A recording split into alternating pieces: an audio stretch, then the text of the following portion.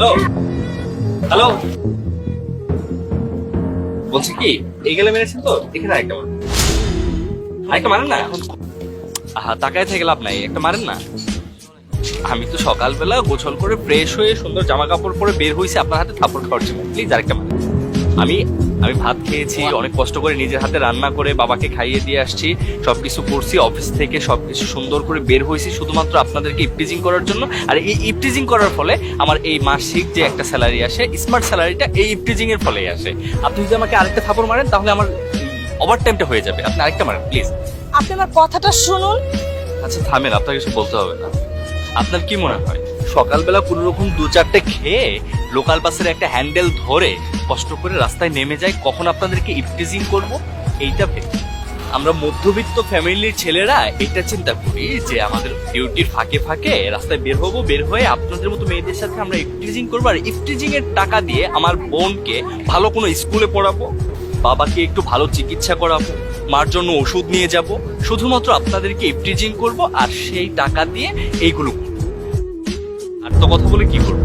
আমাদের মতো কিছু ছেলেরা আছে না সালা, এদের কোনো কাজ নেই তো, এরা কাজ ছাড়া শুধুমাত্র কখন মেয়েদেরকে পাবে আর কখন ইপটিজিং করবে, এই সালাদের জন্য আমাদের সকল পুরুষ জাতিদের উপর এই কলঙ্কটা লেগে আছে। কি বলবো ম্যাডাম, আপনাদেরকে বলে তো কোনো লাভ নেই, আপনারা মেয়ে মানুষ তো, আপনাদের টেনশনটাই থাকে অন্য লেভেল, একদম নেগেটিভ সাইড। পজিটিভ সাইডে আপনারা কিচ্ছু ভাবতে পারেন না। আচ্ছা আপনি কি ভাবছেন যে আমি সকালে বের হয়েছি শুধুমাত্র আপনাকে ইপটিজিং করার জন্য, আপনার সাথে ইচ্ছে করে ধাক্কা লাগানোর জন্য?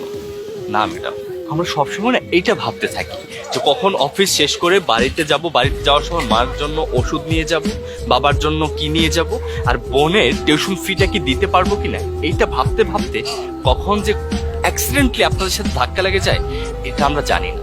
আর এই ঘটনাটা ঘটার ফলে আপনারা ভাবেন যে আমরা ইচ্ছাকৃতভাবে আপনার সাথে ধাক্কা লাগিয়েছি, আমি একটা ফিল পেয়েছি, আপনারা টাকা দিবেন, সেটাই তো ভাবেন।